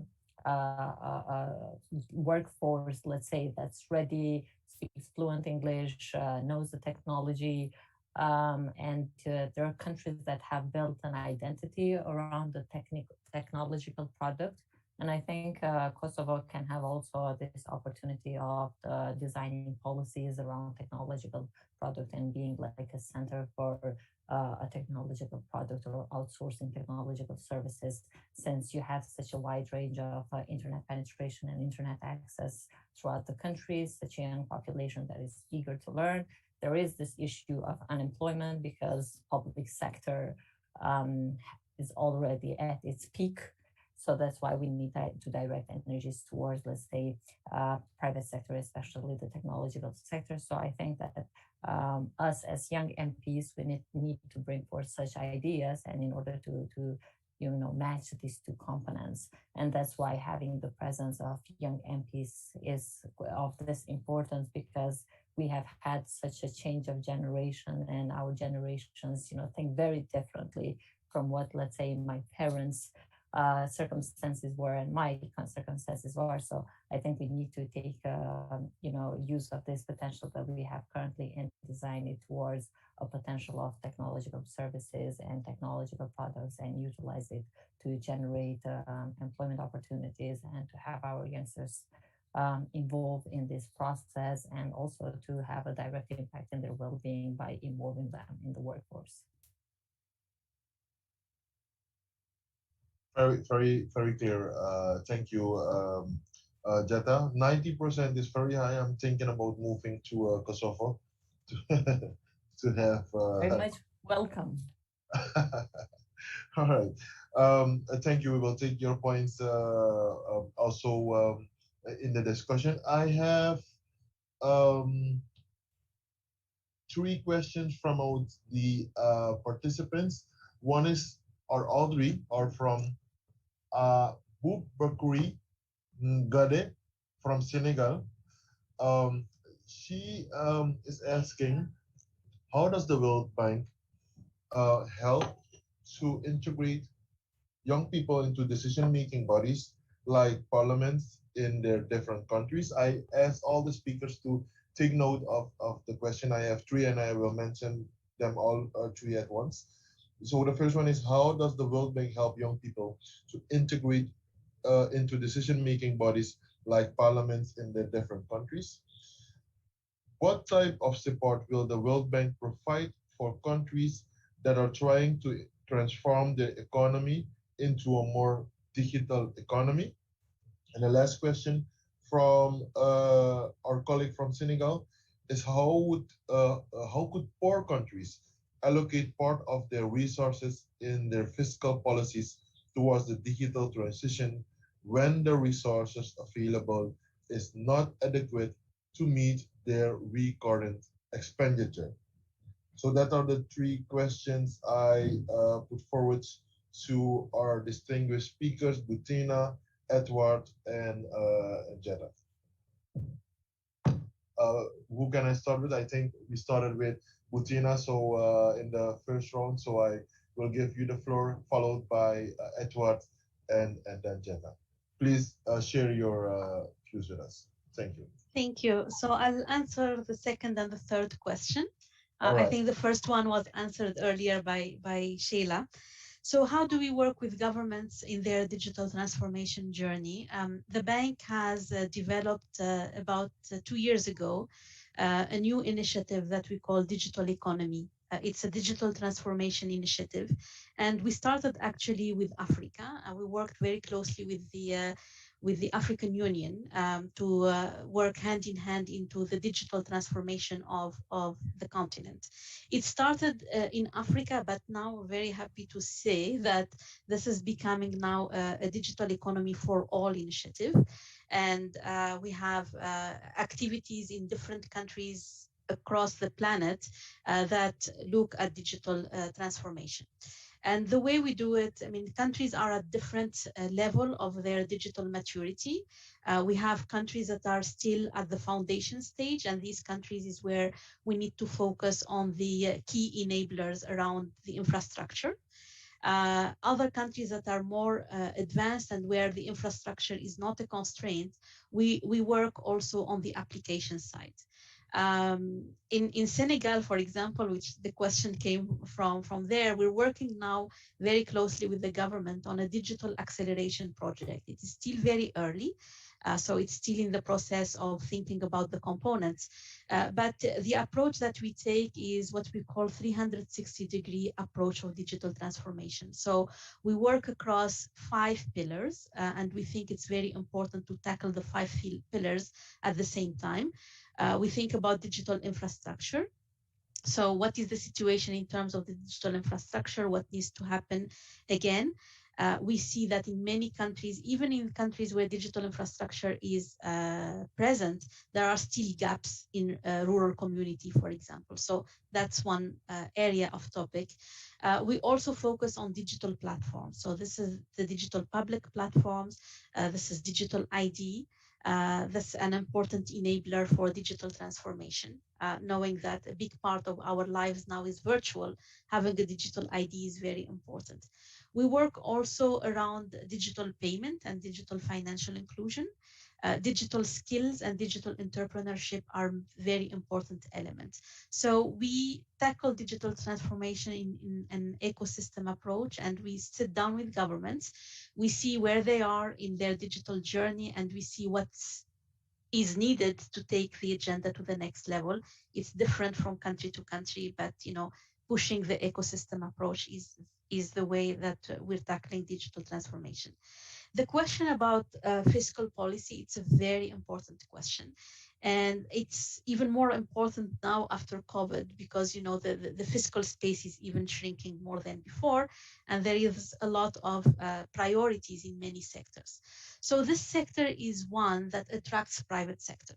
I mean, we take the example of the mobile revolution, and we mentioned it earlier. It's interesting that the bank as an important financier on the space, we didn't spend resources on the mobile revolution. Most of it came from the private sector. What the bank did, working with many governments, is to work on the foundation to enable the private sector to do the investments. For example, at that time, establishing independent regulators was important. Having a good telecom policy, having a good telecom law was important. And as we move from the mobile revolution to the internet revolution and the data revolution, there is a big space for the private sector. So let's make sure that it doesn't encroach into the fiscal space and work, and this is a very important role for parliamentarians, work on the policy and the regulatory environment to create an enabling condition for the private sector to take the tab on this. Back to you, Melvin. Thanks for your intervention, Butina. I now move to and give the floor to Edward to give his ideas. Okay, thanks, Melvin. So to avoid repetition, so I'm only going to be able to complement what Butina has said. I mean, I see the second and third question as about the same or similar in some ways. Now, with respect to the second question on the digital economy, so we are working together on this. I mean, with the Butina's group. We come to this from the government or public platform side and contribute from that perspective. So Butina already explained how the bank supports on the support countries to transition to a digital economy. What I could add to complement what she said is the instrument that we use. Okay, we do some work on analytical. Okay, I mean, I've been bringing in various instruments to really be able to diagnose what is the current status, what the country could do, and then be able to advise on sequencing of the various activities and so on and so forth. Then on financing, we also bring financing depending on what level the country is. We could bring either is International Development Association credit. We could bring financing from that, or could be IBRD loans. That we bring to the country. And we also have trust funds that go to countries in form of grants as well. And as Butina said, we also have the private sector to complement. With respect to the the third question on the allocation of resources, one important point I want to echo is has already also been made by Butina, and that is the importance of the private sector. We actually should acknowledge that the private sector is in the lead on the development of technology, whether in the developed countries or in the developing countries. If we go to many of our countries, a lot of innovations and stuff like that on technology, they are taking place in the private sector already. So I think governments should really, rather than wanting to do everything from its own resources, to really leverage the private sector in terms of expertise and also financing as well. So that is really very important. Thank you. Yes, Edward, clear is what both you and also Butina said, and I think that is very central in the answer to this question, is the importance of both private sector and government working together. But I also agree when you both mentioned that the private sector is key in, let's say, the development of technology. And therefore, we have to define the role of the government as a facilitator, let's say government, but also parliament. So we as member parliaments, we do have a role in the facilitation of technology and give the private sector the floor to do their thing. So I want to thank you for the first set of questions. Let's say the second set of questions, and open up the floor for the discussion with the 4 questions that we would I would ask the technical staff to assist me to share the questions in on screen. One is how have you leveraged technology in your country to improve development outcomes, government services, and increase transparency? The second one, are there specific programs or committees aimed at addressing challenges facing youth in your countries? how do they work, and what is their impact. Thirdly, based on today's discussion, how could you harness technology to better reach in your country, to better reach youth in your country? And fourth question is about what are some actions you could take in your parliament in the near future to facilitate transparency and foster trust among the youth. So these are the questions that we have for the discussion.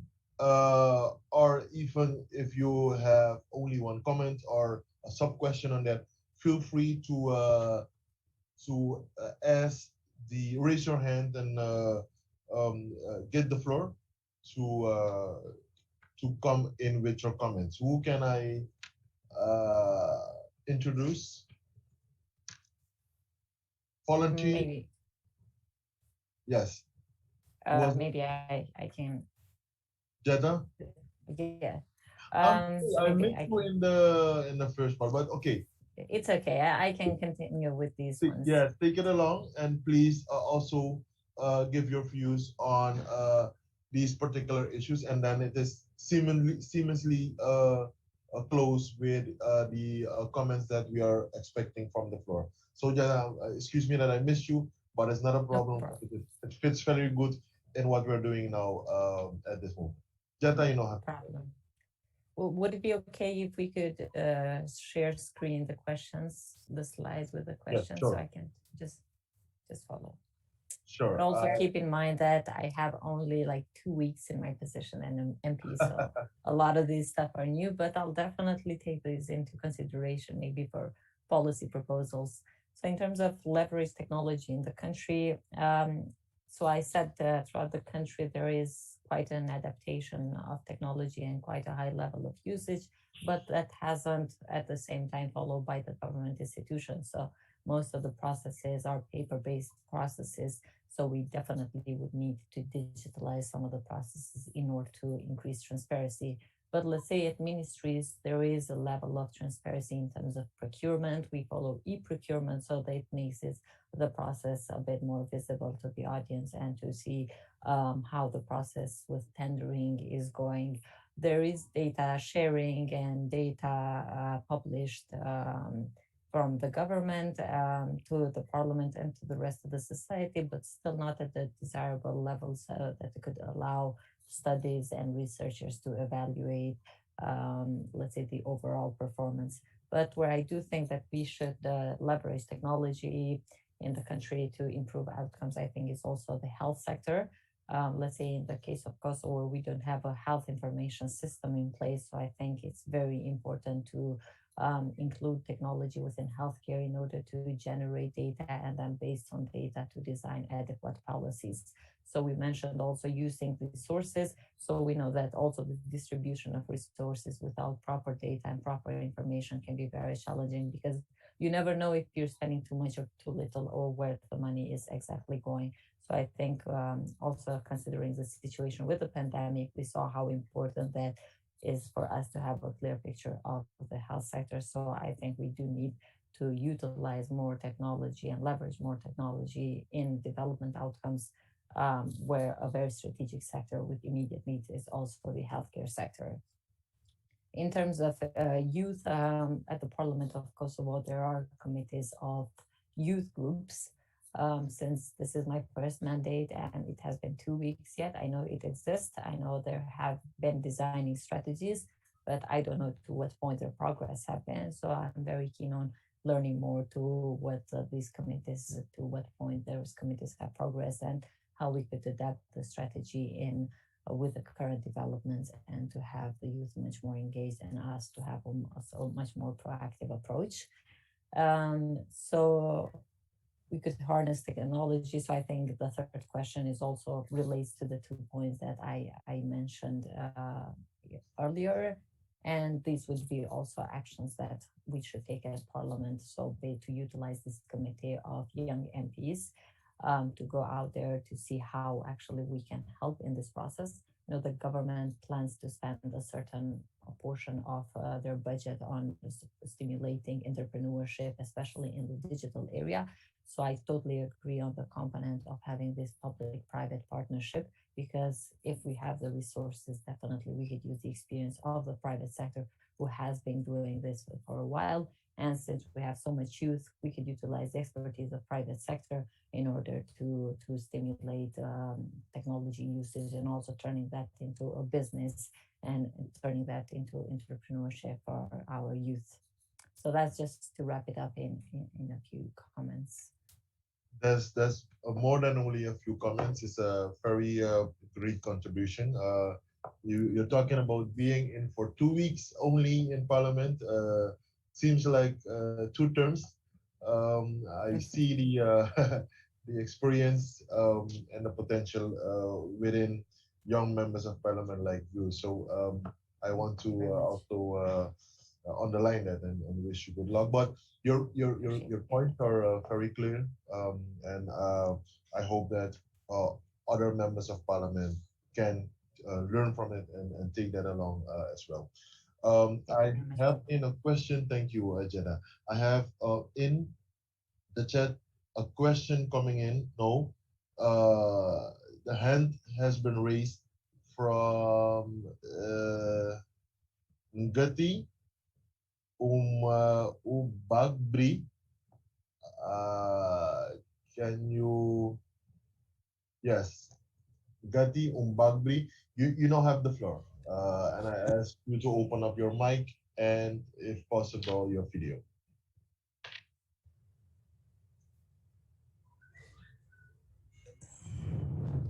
Yes, there you are. Which country are you Voilà. Je viens du Sénégal, de l'Assemblée nationale du Sénégal. Welcome, welcome. Ok, merci, merci Malvin. National Assembly of Senegal, thank you for your welcome.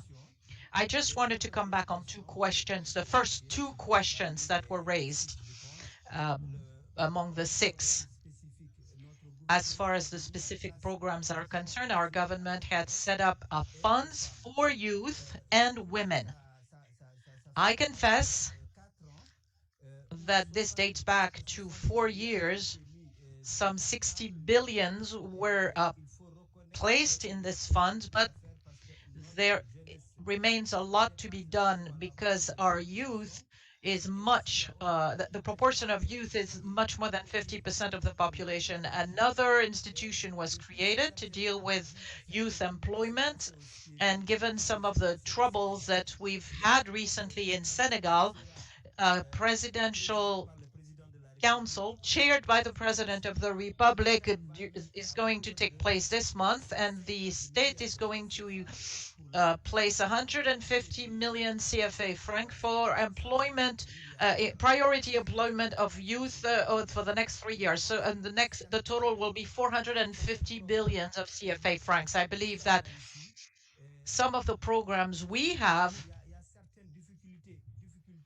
encounters some difficulties given the as far as professional education of youth is concerned, because of the education element and the selections, because we can spend a lot of money and invest, but the choices of the youth will not meet what we had done. This is what I wanted to say about the issue of specific program. As far as transparency is concerned, we have at the level of the state some institutions that control financing, but there is much still to be done. At the level of the National Assembly, we have a role of public policy evaluation. The pandemic did slow us down, but at the level of UMOA, WAIMU, which includes 8 countries, there was this program of evaluation of public policies, and I'm sure we're going to get the floor, but I don't want to monopolize the microphone too long. Thank you kindly for listening to me. Thank you kindly for your to share your experience with us from Senegal.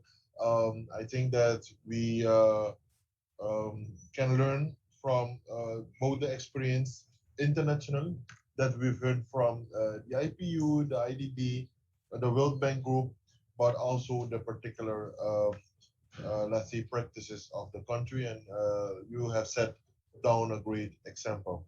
Thank you, colleague Ngadi. Um, as I see that we have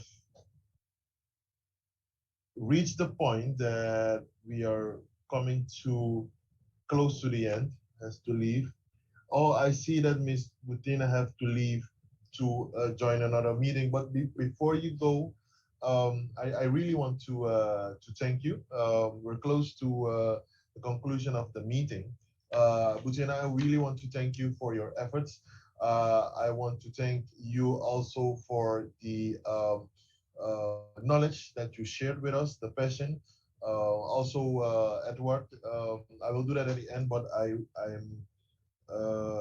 receiving some uh, notes that you need to leave. So I want to thank you for the contribution that you have said. It was a very learning experience, a good exchange, not at the level that maybe we would like. I personally would like to have some more exchange of ideas, but nonetheless, it's only the second meeting. I know that the third, the fourth, and the many coming will give us some more um, leverage to exchange. But thank you once more, both director of, let me see, digital development from the IDB, Ms. Butina Gurzmazi, and Mr. Edward Olowo Okere, the director of global practice. I don't know if you have some uh, closing remarks before you go, then we will excuse you. Both Ms. Butina and Mr. Edward. You now have the floor. Thank you so much. It was a pleasure to participate today. I learned a lot from the examples that participants shared, and it was really nice to hear your experience, Geda. And I wish you all a lot of success in pushing this agenda forward. Thank you so much. Thank you, Edward. Thank you so much. I've also enjoyed interacting with all of you this morning or afternoon, as the case may be. I just want to leave you with two very important points, okay? And that is related to the issue of trust in government that you are really concerned about, because trust in government does affect government's effectiveness. So there are two really important aspects that must be addressed. The first one is really the ability of governments to deliver services in a way that is responsive to what the citizens want. Okay, and being able to do that really requires understanding what citizens want. So some level of interaction with citizens. And the second part of it, a condition, is really openness and transparency for citizens to really know what is going on, how decisions are being making, what impact decisions are having, and so on and so forth. All those two sides, the two sides are very important. And so in your various work, both as parliaments and as members of government, as the case may be, I think these are important aspects to be addressed for trust to be built. So on that note, I also want to thank you for the opportunity to interact with you this morning. Thank you. Thank you very much. Closing remarks also from Honorable the newcoming Jetta Sofigi, our MP colleague from Kosovo. Thank you very much, Malvin. So it's Jetta Statovci. We're Yeah. close enough, but thank you. It was a great pleasure to be here today, to learn from your experience, to share my points of view, and thank you very much for this opportunity. It was great to interact with you all and to get to know you in person through these platforms that we're currently using because of the situation we're facing. I enjoyed it very much. I learned through it a lot, and would be looking forward also to knowing how these mechanism platforms are being developed in other countries as well, and learn from their experience, and maybe also share our experiences as well. So, I mean, that's the whole point of these platforms, to share our points of views, experiences, and then learn from each other. Thank you, Jetta, for your experience that you have shared and your views and vision on the issues that we have put forward today. And listening to you, being one of the youngest members with so much ideas and so much experience, I also have an obligation as president of the IPU Forum of Young MPs for you for a special invitation to join the forum and also to come and give your contribution. I need to recognize also the presence of Cynthia Lopez Castro, one of the members of the board of the Forum of Young MPs, my colleague from Mexico, and also Sarah Falaknas, one of the active members of the Forum of Young MPs, present here with us today. So they are the living example together with me that youth participation on that level works. Within the IP, we have a very strong youth movement and people like you, Jetta, and also I've heard Sven from Luxembourg and our colleague from Senegal, all others very active today. I want to invite you and you as well a special invitation to join the movement. So thank you once more, and I hope to see you. You know how to find me and us through Facebook and LinkedIn and through the World Bank Group. Let's do this together. There's a lot of work to do, so let's do this together. Thank you very much. It would be an honor to participate, and you count me in. I'd be honored to do that. It would be a pleasure from my side. So you have my confirmation. All right. Thank you. Thank you. So with the closing remarks of Jetta, Edward, and before that we had Miss Butina, I would like to come to a conclusion of this meeting. I want to give thanks to the host, certainly. I think we see that the network of young MPs, such as this one, is extremely important to help us share experience, to help us coordinate actions, and also to do what we need to do to deliver better work for our people. So we have learned a lot. Now is the time to take that along. Now is the time to take action and work towards the results. I hope that we take the outcomes and the actions raised here today into consideration in our home parliament, and that we can apply them and make policy, make legislation, face the challenges that we meet in this pandemic, in COVID, in the COVID challenges, the COVID challenges that we face, the social, economic challenges that we face, all together to bound and work together as one. The Forum of Young Parliamentarians will be in a meeting also in May to discuss many of the things that we have addressed today.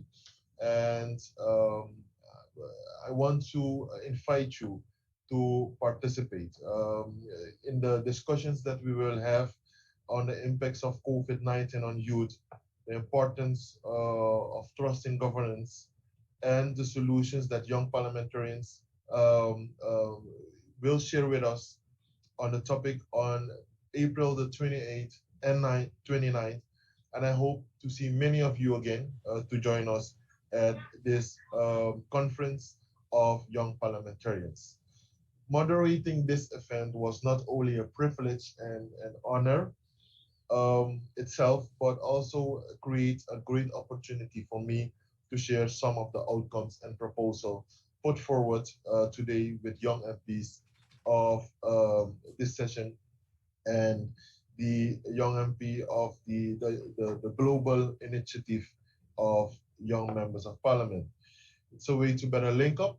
It's a way to hear our voice. It's a way to work together, but it also consolidate actions that can lead to a greater impact. So thank you once more to the host. Thank you to Melvin. Before we go, can we just bring in Zara to show the wrap-up slides so that she can give our quick presentation? Sarah. Yes. Yes, Indeed. of course. Sarah. Of course. Let me share my screen. You are the best. You are the best to round up. So please share with us the wrap up that you have drawn.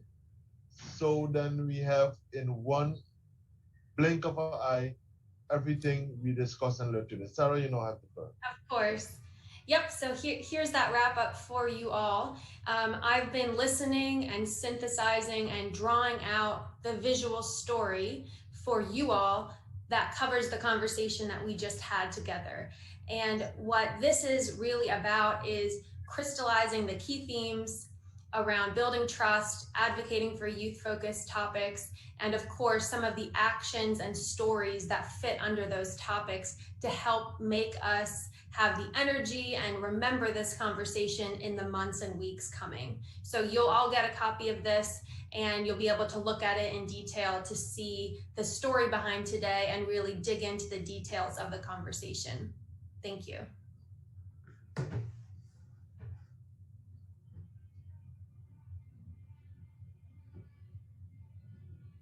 And Melvin, I think you're still on mute. Yes. There you Thank you, Sarah.